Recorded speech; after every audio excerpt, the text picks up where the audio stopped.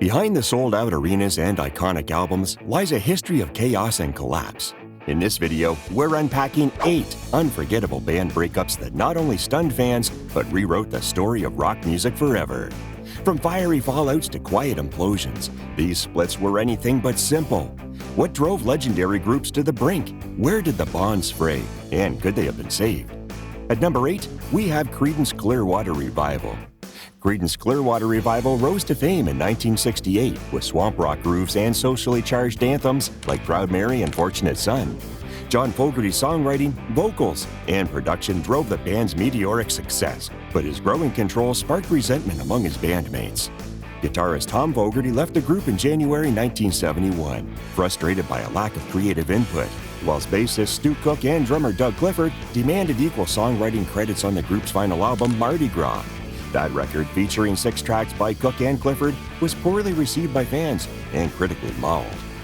In October 1972, John Fogerty announced the dissolution of Creedence Clearwater Revival, citing irreconcilable disagreements.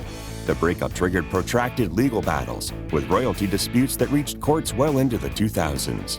Fans were stunned that a band whose unity had defined their sound could collapse so rapidly under the weight of creative strife and litigation.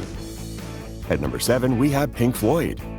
Pink Floyd formed in London in 1965 with Syd Barrett, Roger Waters, Nick Mason, and Richard Wright pioneering psychedelic rock before Barrett's erratic behavior led to his departure in January 1968. Over landmark albums such as The Dark Side of the Moon and Animals, Waters' conceptual vision increasingly dominated, which ultimately led to Wright's dismissal during the Wall sessions in August 1979.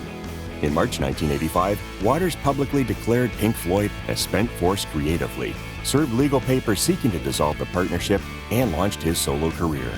After a bruising court battle in 1986, Gilmour and Mason reached an out-of-court settlement with Waters on December 23, 1987, allowing them to continue under the Pink Floyd name, while compensating Waters for his contributions. They released A Momentary Lapse of Reason in 1987, featuring Wright as a session player, and fully reinstated him for the Division Bell in 1994. Waters would only reunite with them once more at Live 8 in 2005. Fans who had watched Pink Floyd fill stadiums worldwide were stunned by the acrimony and legal wrangling behind the scenes. At number 6, we have Led Zeppelin. Led Zeppelin formed in 1968 when guitarist Jimmy Page recruited singer Robert Plant, bassist John Paul Jones, and drummer John Bonham after the Yardbirds dissolved. Between 1969 and 1980, they redefined hard rock with 9 studio albums and toured relentlessly worldwide. On September 25, 1980, John Bonham died at the age of 32 after a heavy drinking session. 2 months later, on December 4, 1980, Page, Plant, and Jones issued a statement explaining that out of respect for Bonham and his family, they could not continue as Led Zeppelin without him. Although they never recorded together again, the surviving trio reunited for special events. Live 8 in 1985 with Phil Collins and Tony Thompson on drums, the Atlantic Records 40th anniversary concert in 1988, and a 2007 O2 Arena tribute show documented as Celebration Day, both featuring Bonham's son Jason on drums. At number 5, we have Black Sabbath. Formed in Birmingham in 1968 by guitarist Tony Iommi, bassist Geezer Butler, drummer Bill Ward, and vocalist Ozzy Osbourne, Black Sabbath pioneered heavy metal with dark, down-tuned riffs on albums like Paranoid and Master of Reality. By the late 1970s, relentless touring, escalating substance abuse, particularly Osbourne's, and creative disagreements strained the band's unity. Midway through the Heaven and Hell tour in April 1979, Ozzy was officially dismissed and replaced by Ronnie James Dio, whose era produced the 1980 album Heaven and Hell, but never recaptured the original chemistry. Over the following decades, the lineup fractured repeatedly, with Ward and Butler departing at various times and several singers stepping in.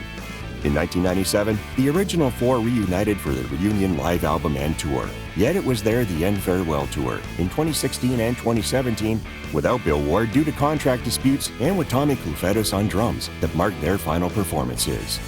Despite speculations of further reunions, especially around a one-off charity show in July 2025, the surviving members have made clear they'll never record or tour again as the classic lineup, cementing Black Sabbath's legacy as heavy metal's most volatile and influential originators. At number 4, we have the Everly Brothers. Don and Phil Everly created one of rock's most influential harmonies with hits like Bye Bye Love and Wake Up Little Susie. By 1973, both brothers struggled with heavy amphetamine use, which strained their performances and personal bond. On July 13th and 14th, 1973, at Knott's Berry Farm in Buena Park, California, their final shows ended in chaos. Don arrived intoxicated and flubbed lyrics, and Phil responded by smashing his guitar and walking off stage, quipping, "The Everly brothers died 10 years ago." The split was abrupt, tours were canceled, and recording plans dissolved, as Don and Phil pursued solo careers that failed to match their duo's success. After 10 years apart, they reunited on September 23, 1983, at London's Royal Albert Hall. British guitarist Albert Lee, who had befriended both brothers, helped organize the show, which was filmed for a live album and TV special. They toured intermittently through the 1980s, but never recaptured their early magic. Phil Everly died on January 3, 2014, and Don Everly passed away on August 21, 2021, closing a final chapter on one of rock's most storied sibling partnerships. At number 3, we have Cream. Cream was formed in July 1966 by bassist-vocalist Jack Bruce, drummer Ginger Baker, and guitarist Eric Clapton, widely regarded as rock's first supergroup. They released 3 studio albums, Fresh Cream, Disraeli Gears, and the double LP Wheels of Fire, blending meticulous studio work with live recordings culled from the Fillmore and Winterland shows. Beneath their virtuoso reputation, chronic tensions, especially between Bruce and Baker, fueled relentless creative and personal clashes. Clapton later admitted he felt sandwiched between the two strong personalities and was exhausted by the power struggles and volume wars on and off stage. On July 10, 1968, Eric Clapton announced that Cream would break up, citing burnout and internal conflict. They honored a farewell North American tour that autumn before headlining 2 final concerts at London's Royal Albert Hall on November 26 and 27, 1968. These landmark shows were filmed by Tony Palmer and broadcast by the BBC in January 1969, featuring career-spanning performances of White Room, Sunshine of Your Love, Politician, Toad, with Baker's extended drum solo, and blues standards like Crossroads. Their swan song album, Goodbye, combined 3 new Clapton-penned studio tracks with live cuts from the farewell concerts. Although Cream briefly reunited for one-off performances in 1993, 1995, and 2005, they never recaptured the incendiary chemistry of their original run. Their 2-year blast remains a template for power trios and a benchmark in rock history. At number 2, we have the Eagles.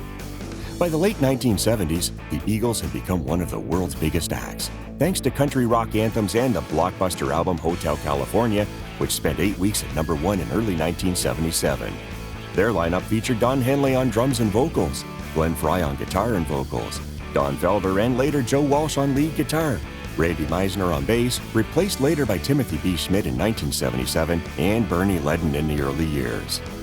Behind the laid-back facade, fierce power struggles over songwriting credits, creative control, and relentless touring strained friendships and egos.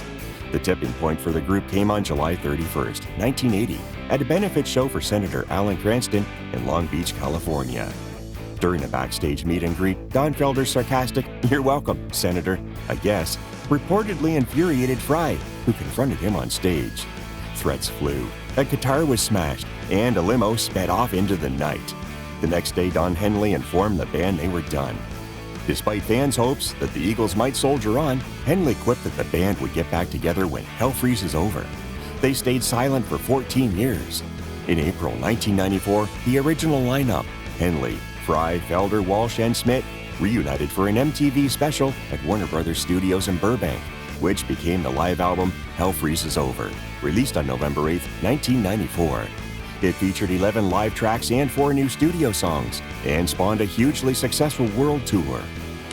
At number 1, we have the Beatles. The Beatles formed in Liverpool in 1960 with John Lennon, Paul McCartney, George Harrison, and Ringo Starr. They conquered the world by 1964, yet by the late 1960s, their unity was unraveling.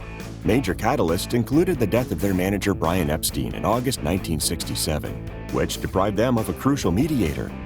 Growing creative rifts formed as Lennon embraced avant-garde art with Yoko Ono, while McCartney championed melodic pop, and Harrison pushed for more of his own songs.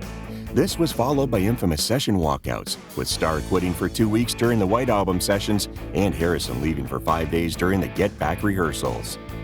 Business chaos at Apple Corps exacerbated tensions when McCartney backed his in-laws Lee and John Eastman against the Klein faction favored by Lennon, Harrison, and Starr. Their final recording together was the August 20th, 1969 session for The End on Abbey Road. Lennon privately informed the group of his departure on September 20th, 1969.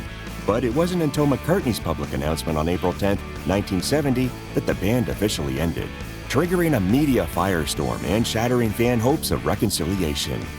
On December 31, 1970, McCartney filed suit to dissolve the Beatles' contractual partnership and appoint a receiver for Apple Corps, sparking protracted legal battles over publishing rights and royalties that dragged on until their final settlement on December 29, 1974. Occasional reunions, most notably the 1994 anthology project built around unfinished Lennon demos and a brief Live Aid appearance in 2005, offered bittersweet reminders of their bond. But the Beatles split remains the most seismic fracture in music history, marking the end of an era whose impact still reverberates worldwide. In 2023, the Beatles' final song Now and Then was released. The song originated from a late 1970s demo recorded by John Lennon and was completed decades later by Paul McCartney and Ringo Starr with contributions from George Harrison's 1995 guitar tracks. Thanks to advanced audio restoration technology, Lennon's original vocals were isolated and enhanced for the final version.